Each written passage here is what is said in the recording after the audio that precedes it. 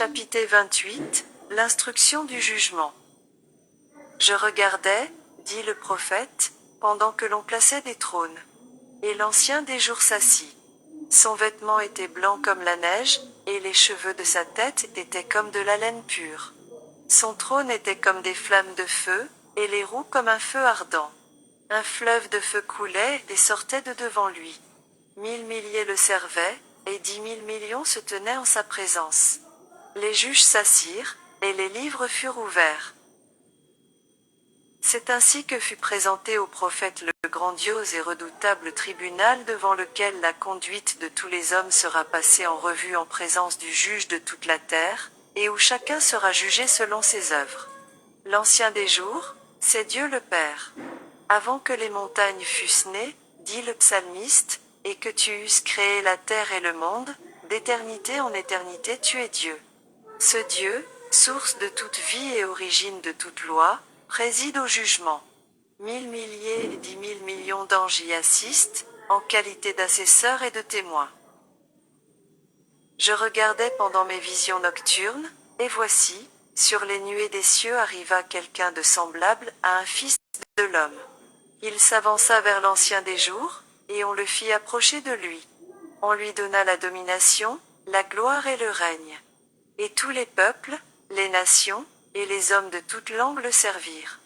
Sa domination est une domination éternelle qui ne passera point, et son règne ne sera jamais détruit. Cette arrivée du Seigneur n'est pas sa seconde venue sur la terre. Il s'approche de l'Ancien des jours pour recevoir de lui la domination, la gloire et la royauté dont il sera investi à la fin de son œuvre de médiateur, œuvre qui devait commencer en 1844, à la fin des 2300 soirs et matins. Accompagné des anges célestes, notre souverain sacrificateur pénètre alors dans le lieu très saint pour y entreprendre, en la présence de Dieu, la dernière phase de son ministère en faveur de l'homme, l'instruction du jugement et l'achèvement de l'expiation pour tous ceux qui en seront jugés dignes. Dans le rituel typique, ceux-là seuls qui s'étaient confessés, et dont les péchés avaient été transférés dans le sanctuaire par le sang des victimes, bénéficiaient des bienfaits du jour des expiations. De même, au grand jour de l'expiation définitive et de l'instruction du jugement, les seuls cas pris en considération sont ceux des croyants. Le jugement des réprouvés est un événement tout à fait distinct, qui aura lieu par la suite. Le jugement va commencer par la maison de Dieu. Or, si c'est par nous qu'il commence, quelle sera la fin de ceux qui n'obéissent pas à l'évangile de Dieu? Les registres du ciel sur lesquels les noms et les actions des hommes sont inscrits serviront de base au jugement. Daniel dit, les juges s'assirent, et les livres furent ouverts. Le voyant de Patmos, décrivant la même scène, ajoute, et un autre livre fut ouvert, celui qui est le livre de vie. Et les morts furent jugés selon leurs œuvres, d'après ce qui était écrit dans ces livres. Le livre de vie renferme les noms de tous ceux qui sont entrés au service de Dieu. Jésus disait à ses disciples, « Réjouissez-vous de ce que vos noms sont écrits dans les cieux. » Paul parle de ses fidèles collaborateurs dont les noms sont dans le livre de vie.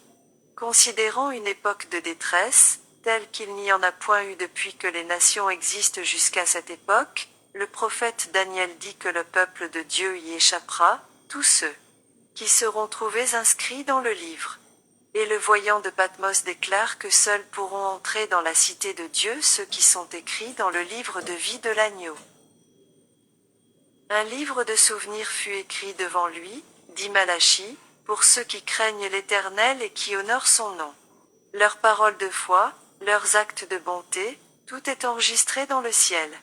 Néhémie fait allusion à cela quand il dit, « Souviens-toi de moi, ô mon Dieu.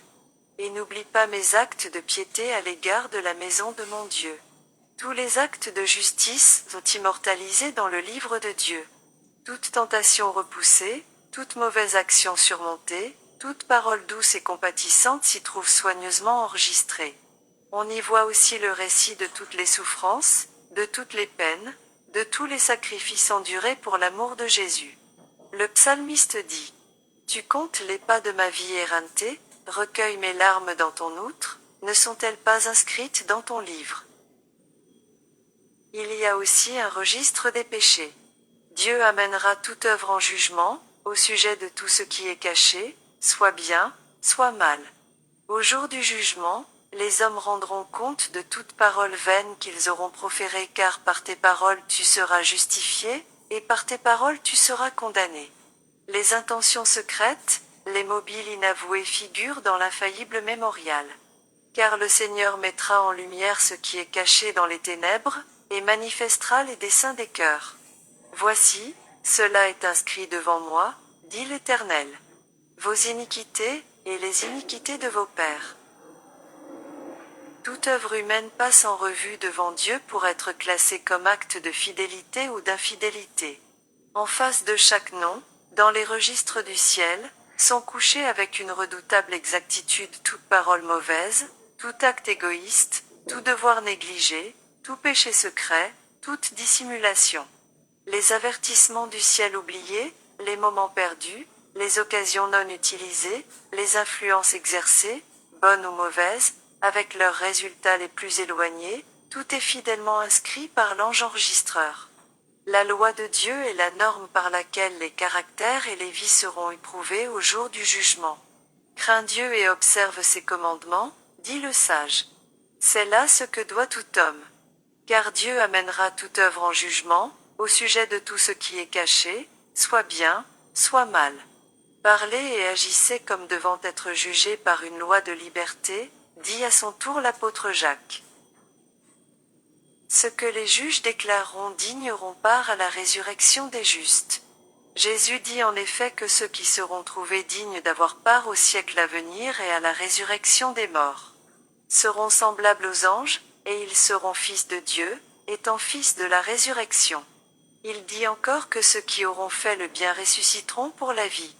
Les justes morts ne devant ressusciter qu'après avoir été jugés dignes de la résurrection pour la vie, il s'ensuit qu'ils ne comparaîtront pas personnellement devant le tribunal qui statuera sur leur cas. Jésus sera leur avocat et plaidera leur cause devant Dieu. Si quelqu'un a péché, nous avons un avocat auprès du Père, Jésus-Christ le juste. Car il n'est pas entré dans un sanctuaire fait de main d'homme, en imitation du véritable, mais il est entré dans le ciel même, afin de comparaître maintenant pour nous devant la face de Dieu. C'est aussi pour cela qu'il peut sauver parfaitement ceux qui s'approchent de Dieu par lui, étant toujours vivant pour intercéder en leur faveur. La vie de tous ceux qui ont cru en Jésus est examinée devant Dieu dans l'ordre où ils sont inscrits. Commençant par les premiers habitants de la terre, notre avocat présente les cas des croyants de chaque génération successive, et termine par ceux des vivants. Chaque nom est mentionné, chaque cas est pesé avec le plus grand soin. Noms sont acceptés, d'autres sont rejetés. Quand un dossier indique des péchés non confessés et non pardonnés, le nom est radié du livre de vie, et l'inscription des bonnes actions est effacée du livre de mémoire. Le Seigneur disait à Moïse, « C'est celui qui a péché contre moi, s'il commet l'iniquité. On ne lui tiendra compte d'aucun des actes de justice qu'il aura accomplis. » Tous ceux qui se sont réellement repentis de leurs péchés et se sont, par la foi, réclamés du sang de Jésus-Christ comme sacrifice expiatoire ont eu leur pardon consigné dans les livres. Si leur vie a répondu aux exigences de la loi, leurs péchés sont effacés, et ils sont jugés dignes de la vie éternelle. Le Seigneur dit par le prophète Ésaïe, « C'est moi, moi qui efface tes transgressions pour l'amour de moi, et je ne me souviendrai plus de tes péchés. » Jésus déclare, « Celui qui vaincra sera revêtu ainsi de vêtements blancs, je n'effacerai point son nom du livre de vie, et je confesserai son nom devant mon Père, et devant ses anges. Quiconque me confessera devant les hommes, je le confesserai aussi devant mon Père qui est dans les cieux. Mais quiconque me reniera devant les hommes, je le renierai aussi devant mon Père qui est dans les cieux. » L'émotion intense avec laquelle les hommes attendent les décisions d'un tribunal terrestre ne peut donner qu'une faible idée de l'intérêt avec lequel est suivi, dans les cours célestes, l'appel des noms écrits dans le livre de vie sous le regard scrutateur du juge de toute la terre.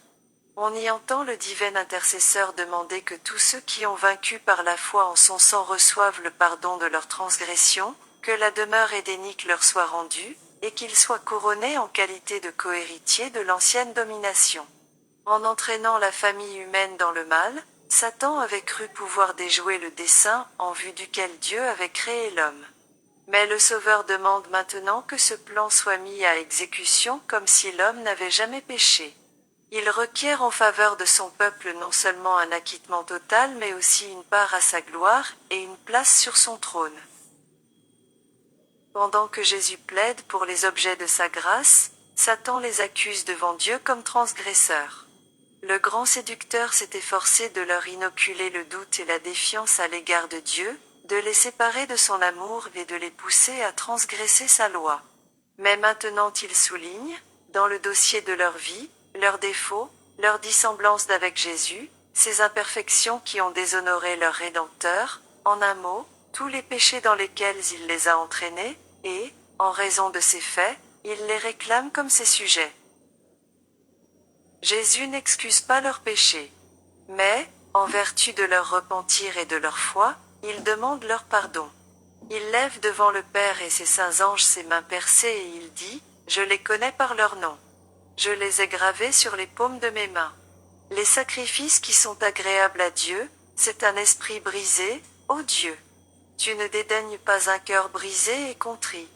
Se tournant alors vers l'accusateur de son peuple, il lui dit, « Que l'Éternel te réprime, lui qui a choisi Jérusalem. » N'est-ce pas là un tison arraché du feu? Et, enveloppant ses fidèles de sa justice, le Sauveur présente à son Père une Église glorieuse, sans tache, ni ride, ni rien de semblable, mais sainte et irrépréhensible. Leurs noms sont maintenus dans le livre de vie, et le Seigneur déclare, « Ils marcheront avec moi en vêtements blancs, parce qu'ils en sont dignes. » Ainsi s'accomplira cette promesse de la nouvelle alliance, je pardonnerai leur iniquité, et je ne me souviendrai plus de leurs péchés. En ces jours, en ce temps-là, dit l'Éternel, on cherchera l'iniquité d'Israël, et elle n'existera plus. Le péché de Juda, et il ne se trouvera plus. En ce temps-là, le germe de l'Éternel aura de la magnificence et de la gloire, et le fruit du pays aura de l'éclat et de la beauté pour les réchappés d'Israël. Et les restes de Sion, les restes de Jérusalem, seront appelés saints, quiconque à Jérusalem sera inscrit parmi les vivants. L'instruction du jugement et l'effacement des péchés auront lieu avant le retour du Seigneur. Puisque les morts doivent être jugés d'après ce qui est écrit dans les livres, leurs péchés ne peuvent pas être effacés avant que leur cas ait été examiné. L'apôtre Pierre déclare que les péchés des croyants seront effacés avant que des temps de rafraîchissement viennent de la part du Seigneur, et qu'il envoie celui qui vous a été destiné, Jésus-Christ. L'instruction du jugement terminée, le Seigneur viendra, et sa récompense sera avec lui pour rendre à chacun selon ses œuvres. Comme, dans les rites symboliques, le souverain sacrificateur sortait du sanctuaire pour bénir la congrégation, après avoir fait l'expiation pour Israël, de même, au terme de son sacerdoce, Jésus apparaîtra sans péché une seconde fois à ceux qui l'attendent pour leur salut. Et leur donnera la vie éternelle. Le sacrificateur, en éliminant les péchés du sanctuaire, les confessait sur la tête du bouc émissaire. Jésus placera, pareillement, tous ces péchés sur la tête de Satan, qui en est l'auteur et l'instigateur. Le bouc émissaire, chargé des péchés d'Israël, était envoyé dans le désert ainsi, Satan, chargé de tous les péchés dans lesquels il a fait tomber le peuple de Dieu, sera condamné à errer 1000 ans sur une terre désolée, et privée de ses habitants. Il portera enfin la peine intégrale du péché dans le lac de feu, où il sera consumé avec les perdus. Le grand plan de la rédemption se consommera ainsi par l'extirpation définitive du péché et par la délivrance de tous ceux qui ont accepté de se séparer du mal. L'instruction du jugement et l'effacement des péchés ont commencé exactement au temps fixé, à la fin des 2300 jours, en 1844. Tous ceux qui se sont une fois réclamés du nom de chrétiens doivent subir cet examen minutieux. Les vivants et les morts sont alors jugés selon leurs œuvres, d'après ce qui est écrit dans ces livres. Au jour de Dieu, Les péchés dont on ne s'est pas repenti et qu'on n'a pas délaissés ne seront ni pardonnés ni effacés, et s'élèveront en témoignage contre le violateur. Qu'on ait péché à la lumière du jour ou dans les ténèbres, tout est découvert aux yeux de celui à qui nous devons rendre compte. Les anges de Dieu, témoins de chacune de nos fautes, les ont infailliblement enregistrés. On peut les nier, les cacher à son père, à sa mère, à sa femme, à ses enfants et à ses amis. Le coupable peut être le seul à connaître ses torts, mais ils sont mis à nu devant les esprits célestes. Les ténèbres de la plus sombre nuit, le mystère le plus impénétrable, la duplicité la plus consommée ne réussissent pas à dissimuler aux yeux de l'Éternel une seule de nos pensées. Dieu tient un compte exact de tous les actes faux, de tous les procédés injustes. Il ne se laisse pas tromper par des apparences de piété. Il ne commet point d'erreur dans l'appréciation des caractères. Un homme corrompu peut tromper ses semblables, mais Dieu déchire tous les voiles et lit les secrets des cœurs. Combien solennelle est la pensée que, jour après jour, tout ce que nous pensons, disons ou faisons est porté sur les registres du ciel. Une parole prononcée, un acte commis ne peuvent plus être retirés. Les anges ont enregistré le bien et le mal. Le plus puissant conquérant de la terre ne peut arracher de ses registres la page d'une seule de ses journées. Nos actions, nos paroles, nos intentions les plus secrètes même contribueront à déterminer notre destinée heureuse ou malheureuse. On peut les oublier, mais elles n'en déposeront pas moins soit pour notre justification, soit pour notre condamnation. Le caractère de chacun est reproduit sur les livres du ciel avec la même exactitude que les traits du visage sur le cliché du photographe. Et pourtant, combien peu on se soucie de ces inscriptions qui paraîtront sous les yeux des êtres célestes. Si le voile qui sépare le monde visible du monde invisible se levait soudain, nous permettant de voir un ange enregistrer fidèlement chacune des paroles et des actions, nous serons appelés à rendre compte au jour du jugement, combien de paroles seraient retenues, et combien d'actions ne seraient jamais commises. Au jour du jugement, l'usage que nous aurons fait de toutes nos facultés sera examiné avec le plus grand soin. Quel emploi faisons-nous du capital que le ciel nous a prêté? Le Seigneur le retrouvera-t-il avec les intérêts? Avons-nous cultivé et utilisé à la gloire de Dieu et pour le relèvement de l'humanité les talents manuels, affectifs et intellectuels qui nous ont été confiés? Comment avons-nous usé de notre temps, de notre plume, de notre parole, de notre argent, de notre influence? Qu'avons-nous fait pour le Sauveur dans la personne des pauvres, des affligés, des orphelins et des veuves? Dieu nous a constitués dépositaires de sa sainte parole. Quel usage avons-nous fait de la lumière de la vérité destinée à rendre les hommes sages à salut? Une simple profession de foi en Jésus-Christ est sans valeur, seul l'amour qui se traduit en actes est considéré comme authentique. Aux yeux des êtres célestes, l'amour seul donne de la valeur à nos actions. Tout acte accompli par amour, si insignifiant qu'il soit aux yeux des hommes, est accepté et récompensé par Dieu. Sur les registres du ciel, l'égoïsme secret du cœur humain est mis en pleine lumière. On y trouve la liste des devoirs non accomplis tant envers nos semblables qu'envers le Sauveur. On y voit combien d'heures, de pensées et de forces qui appartenaient à Dieu ont été données à Satan. C'est une lamentable documentation que les anges accumulent. Des êtres intelligents, de soi-disant disciples du Christ, se laissent absorber par l'acquisition de biens terrestres ou par le plaisir. L'argent, le temps, les forces vont au luxe ou à la concupiscence, tandis que de rares moments sont consacrés à la prière, à l'étude des Écritures, à l'humiliation et à la confession des péchés. Satan invente d'innombrables prétextes pour occuper notre attention ailleurs qu'aux objets qui devraient le plus nous absorber. Le grand séducteur est les glorieuses vérités qui mettent en évidence un sacrifice expiatoire et un tout-puissant médiateur. Il sait qu'il ne réussira dans ses entreprises qu'en détournant les esprits loin de Jésus et de sa vérité. Ceux qui veulent se mettre au bénéfice de la médiation du Sauveur ne doivent pas se laisser détourner par quoi que ce soit du devoir de travailler à leur sanctification dans la crainte de Dieu. Les heures précieuses gaspillées dans le plaisir, Le faste et l'amour de l'argent devraient être consacrés à la prière et à une étude assidue de la parole de Dieu. Le peuple de Dieu devrait comprendre parfaitement le sujet du sanctuaire et du jugement. Chacun devrait être au courant de la position et de l'œuvre de notre souverain sacrificateur. Sans cette connaissance, il n'est pas possible d'exercer la foi indispensable en ce temps-ci, ni d'occuper le poste que Dieu nous assigne. Chacun a une âme à sauver ou à perdre. Le cas de chacun est inscrit à la barre du divin tribunal. Chacun sera appelé à comparaître face à face devant le juge éternel. Il importe donc au plus haut point de penser souvent à cette scène du jugement, où les livres sont ouverts, et où, comme Daniel, chacun sera debout pour son héritage à la fin des jours. Ceux qui ont reçu la lumière doivent rendre témoignage des grandes vérités que Dieu leur a confiées. Le sanctuaire céleste est le centre même de l'œuvre de Dieu en faveur des hommes.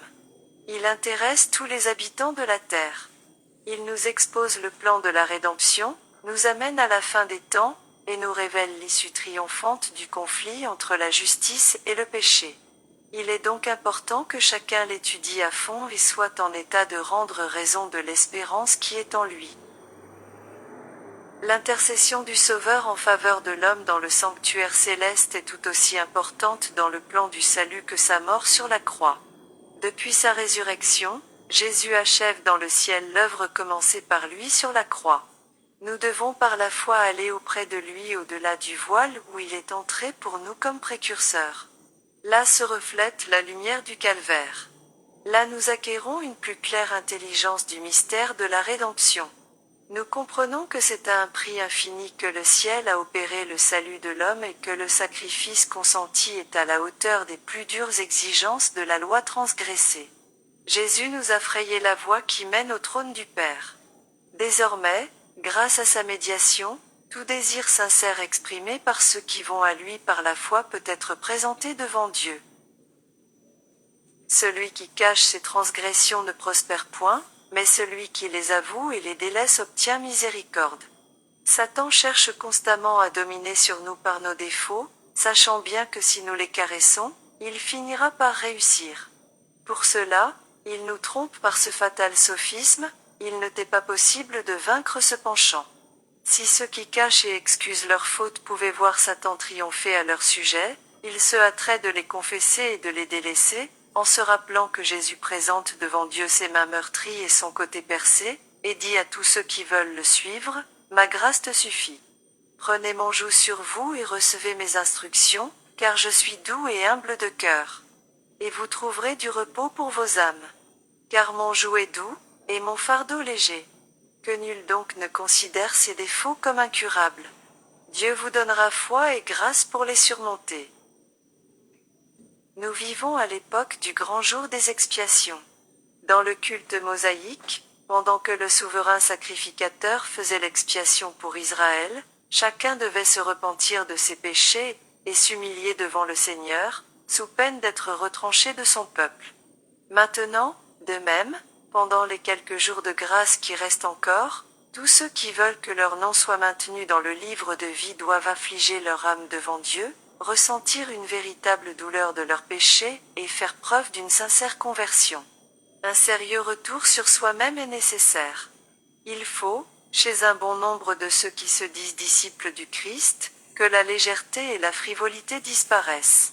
Au prix d'une guerre sérieuse, on parviendra à vaincre ces tendances mauvaises et à remporter la victoire, car cette œuvre de préparation est une affaire individuelle. Nous ne sommes pas sauvés par groupe. La pureté et la consécration de l'un ne sauraient compenser le défaut de ses qualités chez un autre. Quoique toutes les nations doivent passer en jugement, Dieu examinera le cas de chaque individu avec autant de soin que si celui-ci était seul sur la terre. Solennelles sont les scènes qui marquent l'achèvement de l'expiation. Cette œuvre comporte l'intérêt d'une valeur infinie. Le tribunal suprême siège maintenant depuis plusieurs années. Bientôt, nul ne sait quand, les dossiers vivants y seront examinés. Bientôt, notre vie passera sous le redoutable regard de Dieu. Il convient donc plus que jamais de prendre garde à cette exhortation du Sauveur. Prenez garde, Veillez et priez, car vous ne savez quand ce temps viendra. Si tu ne veilles pas, je viendrai comme un voleur, et tu ne sauras pas à quelle heure je viendrai sur toi. Lorsque l'instruction du jugement sera terminée, la destinée de chacun sera décidée soit pour la vie, soit pour la mort. Le temps de grâce prendra fin un peu avant l'apparition de notre Seigneur sur les nuées du ciel. Dans une allusion à ce temps-là, il nous est dit dans l'Apocalypse: que celui qui est injuste soit encore injuste, que celui qui est souillé se souille encore, et que le juste pratique encore la justice, et que celui qui est saint se sanctifie encore. Voici, je viens bientôt, et ma rétribution est avec moi, pour rendre à chacun selon ce qu'est son œuvre. Justes et méchants seront encore sur la terre dans leur état mortel. Dans l'ignorance des décisions finales et irrévocables qui auront été prises dans le sanctuaire céleste, on plantera, on bâtira, on mangera et on boira. Avant le déluge, dès que Noé fut entré dans l'arche, Dieu l'y enferma, excluant toute possibilité pour les impies d'y pénétrer. 7 jours durant, ne se doutant pas que leur sort était définitivement scellé, ils continuèrent, imperturbables, à s'adonner au plaisir et à se moquer de l'idée d'une catastrophe imminente. Il en sera de même, dit le Sauveur, à l'avènement du Fils de l'homme. C'est silencieuse, inattendue et inaperçue, comme le voleur dans la nuit, que viendra l'heure décisive scellant la destinée de tout homme, l'heure où l'offre de la miséricorde sera retirée aux coupables. Veillez donc. Craignez qu'il ne vous trouve endormis. Périlleuse est la condition de ceux qui, se lassant de veiller,